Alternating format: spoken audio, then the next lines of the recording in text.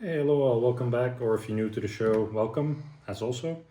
Please like, share, subscribe, as always, if you feel like it. For today I have a MiG-21bis, this time an Iraqi Air Force C camouflage. It's from the 80s. I never knew that the Iraqi actually had these colors. I also submitted it when I saw the bunny fighter from Hobby Master. I thought like, yeah, that's not it. So this one was actually a replacement for it. Many members complained about it.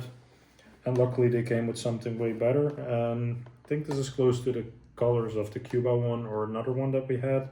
But for sure looks very interesting. I'm looking forward to unpacking this together with you guys. Box art, the standard one, just a sticker that makes it unique. For the rest, it's the same box as we had the last few years. For the rest, let's dig into it. All right, so as I mentioned, standard box, nothing special. I have all the MiG-21s, to be honest, so nothing new here for me, but for you guys maybe. Yeah, this is a bit shitty, so sometimes the stickiness of the tape gets to it. All the weapons are on the bottom this time again, so also all the parts. Like in the previous, so many insert types. The stand we're going to leave in there, but let's go over the weapons. Pitot in blue, camouflage, missiles and tanks. Might use all of them, not sure yet. And then we have, let's see, the tape here. Let me get the tape off first. At Hobby Master they love tape, that's for sure. They never get enough of it. I think these guys eat, breathe and live on tape. And even so bad that the bag breaks open. Open canopy, open claps, also closed and open, and then also of course these little shitty pins that nobody really uses. You can only put them in with blue tack or with white glue, so not really my style of plane model making, but hey. Let's first get all the parts out quickly. I'm gonna put this all in my Ziploc bag, because I really hate these plastic bags that they use. They have a really poor quality and there's no much use for them after once you open them. Wish they would do something different with it personally. Maybe in the future, you never know. Because the only thing with these bags you can do is cut them open and that's it. Then it becomes waste. So some of the parts, then weapons and tanks. Let's see.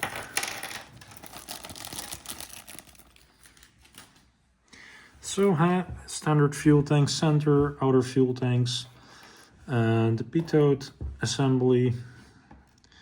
The missiles still the same, the standard R missiles. Yeah, nothing bad. This all looks very good and usual. Pilot seems a bit more different, so open hands now, or white gloves. And then the legs are a bit more flexible, so that's really good.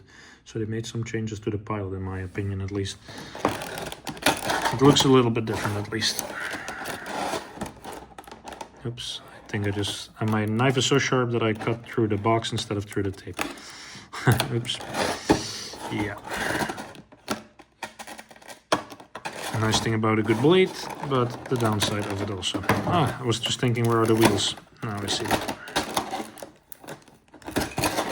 And of course wheels, I also need those.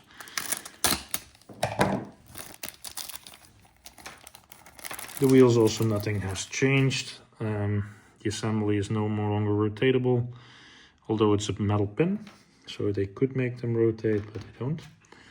And then the front wheel assembly is going to be a bit finicky, but bear with me on this one. And then of course the main piece of the nice part is the plane itself. Let me get my knife out of the way before I cut myself. So they started using these white little paint protectors. I think they're for protecting the paint at least.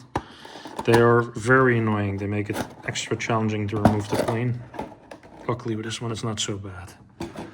So let's first have a dig into the plane. The colors, I really dig them. They really did a cool job on them. The logo of Iraqi Air Force, really nicely done. The rear wing here is a bit loose. Not bad. Materials, nothing's changed. basic bottom color, sky blue. And of course the camouflage gets dragged a little bit into the plane. But for the rest, it looks really good again. Looks like a proper nice little plane. Watch out with these little guys, they're very sensitive. Machine gun pod is still good. Yeah, well, let's see if we can get all the assembly parts on there. So we're gonna go with an open hatch and of course wheels.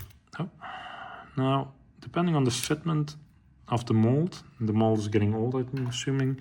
Don't know if they renewed it already, but it is getting old. It's now probably more than 10 years old already, so yeah. I'm curious when they start replacing eventually.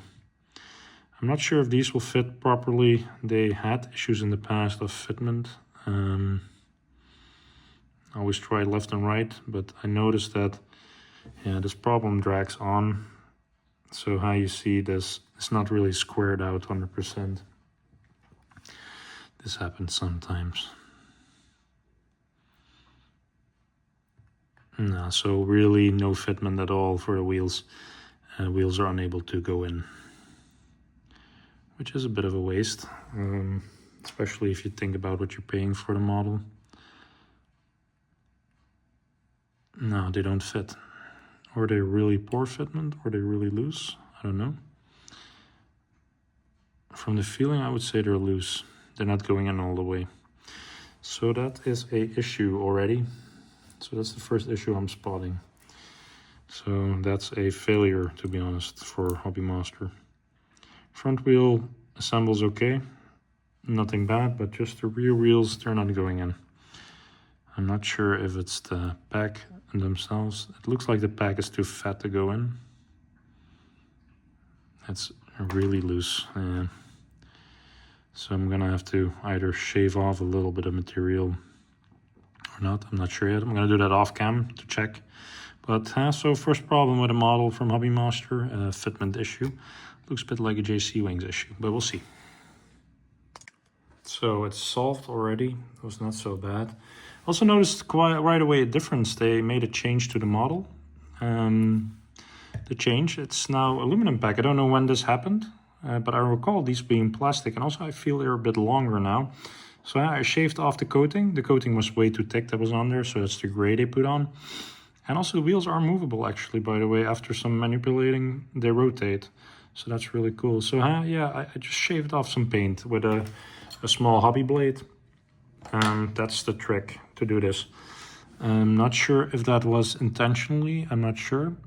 But the fitment is okay now. And maybe some blue tack needed on one because I shaved off a bit too much. But for sure, now they stay on at least, and I can put it on its wheels. The next one is a bit tricky. I'm gonna also do that off cam. To put these in is really nightmarish. So yeah, I did all this off cam. Sorry guys. Yeah, as you can see, the fitment of some of the parts are a bit on the loose end now because of my modification. So I'm gonna have to put some white glue on this little wheel here. This one is now okay sitting. This is a general problem. Usually you have to put on these little guys with some blue tack. I'm not a big fan of that. They should have solved that. They should make this one frame that goes in there would solve the biggest part of it. For the rest, a very cool model. So I'm used to the MiG-21 for being a bit more challenging to put together, but in general, not bad. We're gonna do a quick 360 and then call it an end.